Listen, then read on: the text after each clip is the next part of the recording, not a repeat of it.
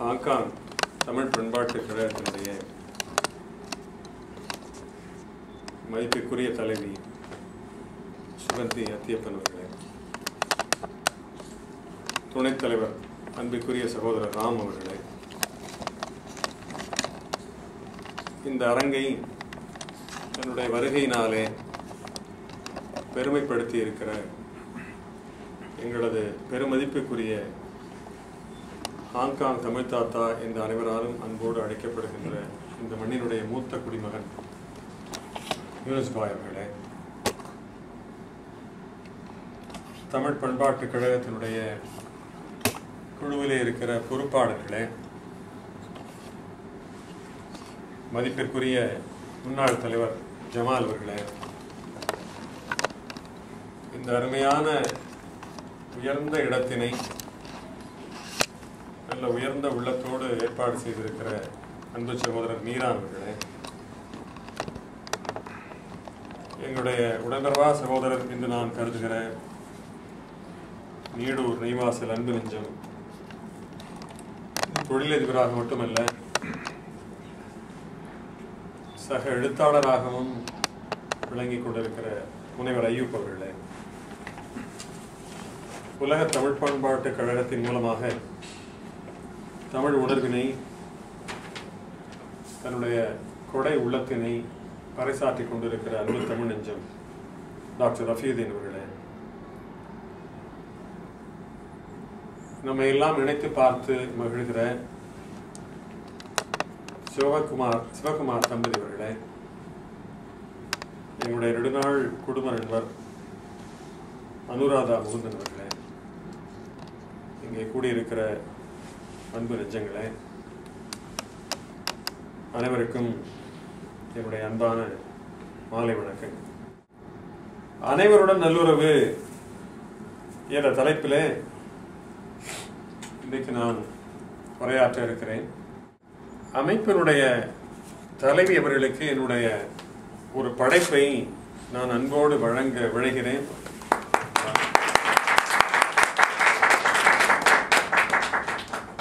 அதே போல துணைத் தலைவர் ராம் அவர்களுக்கும் நான் என்னுடைய நூலை வழங்குவதிலே பெருமைப்படுகிறேன். உங்களுக்கும் இதற்கு பின்னாலே உழைத்தவர்களுக்கும் இதற்காக பெரும் பொருளை செலவு செய்தவர்களுக்கும் பின்னாலே விருந்துக்கும் சேர்த்தே இப்பொழுதே நன்றி சொல்லி கொண்டிருக்கிறேன். உலக சமுதாயம் எல்லாம் ஒரு பேச்சாளர் பேசினால் அல்லது ஒருவரோடு பழக நேர்ந்தால் இவனிடமிருந்து நாம் என்ன தெரிந்து கொள்ளலாம் என்கிற தேடலிலே இருக்கிறது. தமிழ் சமுதாயம் இவன் என்ன சொல்வது, நான் என்ன கேட்பது என்கிற மனோபாவத்தில்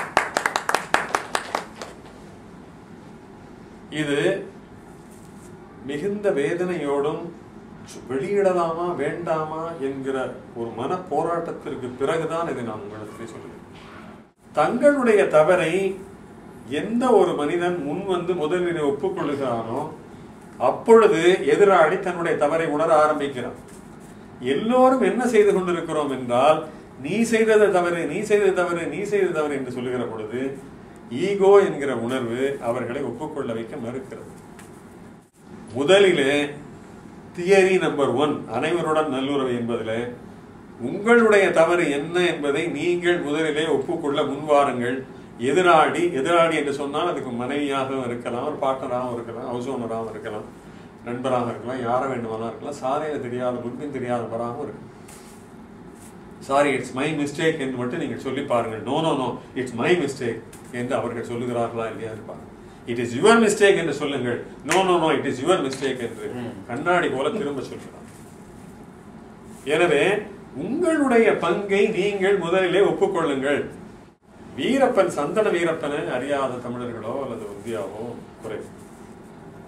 சந்தன வீரப்பன் அவ்வளவு மோசமான ஒரு கொலைகாரன், ஒரு காவல்துறையினை 500 சிலரை பேரை கொன்றவன், எத்தனையோ யானைகளை அழித்தவன், காட்டு வளங்களை எல்லாம் குலைத்தவன்.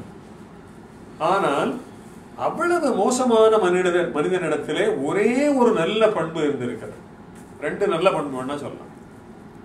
ஏழைகளுக்கு உதவி இருக்கிறான், அந்த மலைவாசி மக்களுக்கும் நல்லவனாக இருந்திருக்கான். யார் காட்டி கொடுத்தார்களோ அவனை போட்டிருக்கான். ஆனா ஏழைகளுக்கெல்லாம் உதவி இருக்கிறான். அவன் எவ்வளவு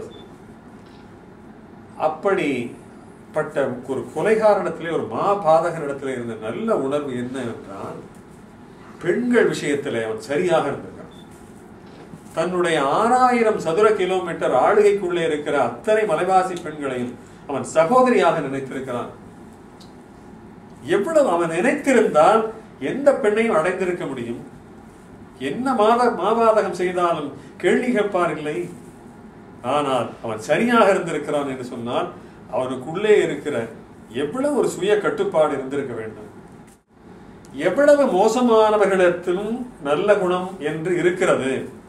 அதை நீங்கள் தொட்டால் நீங்கள் நல்லவர், சரியானவர். மனிதர்களுக்கு 4 பலவீனங்கள் இருக்கின்றன. இந்த 4 பலவீனங்களை நீங்கள் பயன்படுத்தி கொண்டால் எத்தகைய மனிதர்களை மாற்றிவிடலாம். அவர்களோட நல்லுறவு பராமரிக்கலாம். அவர்களோடு நீங்க சிறந்த நண்பராக இருக்கலாம். அவர் உங்களுக்கு நல்ல கணவராக இருப்பார், ஒரு நல்ல மனைவியாக இருப்பார், ஒரு நல்ல ஒரு தொழில் தோழமையோடு இருப்பார். அந்த 4 பண்புகள் என்ன? மனிதனுடைய மிகப்பெரிய பலவீனம் பாராட்டுக்கு அடிமையாவது. அணுகுமுறைகளிலே மாற்றம். நான் சொன்னேன் 4 பலவீனங்கள் என்று. 2வது மனித பலவீனம் என்னவென்றால், மனிதன் அன்புக்கு ஏங்குகிறான். அடுத்தது 3வது பலவீனம் அல்லது அவங்களுடைய எதிர்பார்ப்பு மரியாதை. 4வதாக அங்கீகாரம். Recognize the people who have contributed solidly to the society or to the family or for the institution. இதுலேயும் பேச்சுக்கு நடுவுலையும் நான் மீரான் அவர்களை நான் குறிப்பிட்டேன்னு சொன்னேன். இந்த ஏற்பாடு என்பது ஒரு நல்ல ஒரு அருமையான ஒரு சூழல். அதை நான் எனக்கு சொல்லணும்னு எனக்கு தோணுச்சு எனக்கு. ஏன்னா அந்த உழைத்தவர்களுக்கு நம்ம எந்த வகையில் நான் என்ன செய்ய போறேன், நான் மீரான் சாருக்கு நான் வேற இந்த அறையில் இல்லாத இடத்துல தான் அவரை பற்றி நான் பேசிட்டு இருக்கிறேன். நல்லுறவு வேண்டும் என்று சொன்னால் அன்பு செலுத்துங்கள், அங்கீகரியுங்கள், பாராட்டுங்கள், மரியாதை காட்டுங்கள். இதற்கு மசியாதவர்களே உலகில் யாராவது உங்களிடத்துல ஒத்தே வராது, இதோட சரிப்பட்டே வராது அப்படிங்கிறவங்களுக்கு இதுல ஏதோ ஒரு மனக்குறை உங்கள் மீதே இருக்கிறது.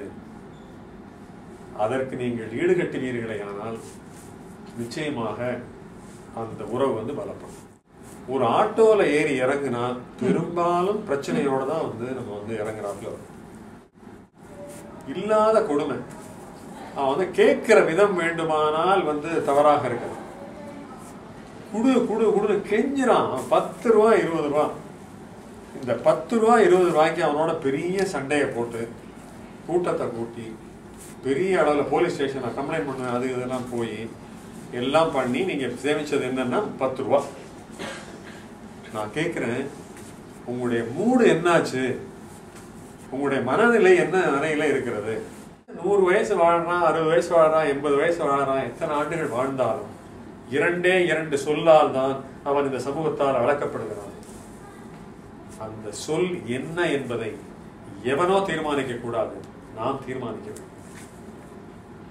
அவன் மிகச்சிறந்த உழைப்பாளி, ஒரு மனிதாபிமானி, தங்கமான மனுஷன், கெட்டிக்காரன் என்பதை எல்லாம் யாரோ சொல்ல வேண்டாம். நாம இந்த அரங்கிலிருந்து வெளியேறுவதற்கு முன்பாக நாம் நிர்ணயித்தால், அதை நோக்கி நம்முடைய வாழ்க்கையை நம்ம செலுத்தினால், நாம் அப்படி மற்றவர்களால் எப்படி அழைக்கப்பட வேண்டும் என்பதை யாரோ நிர்ணயம் செய்யக்கூடாது. நாம் நிர்ணயம் செய்து அதற்கேற்ப நாம் தடம் போட்டுக் கொண்டால் அதன்படி நம்முடைய வாழ்க்கை அமையும். வாய்ப்புக்கு நன்றி. வணக்கம்.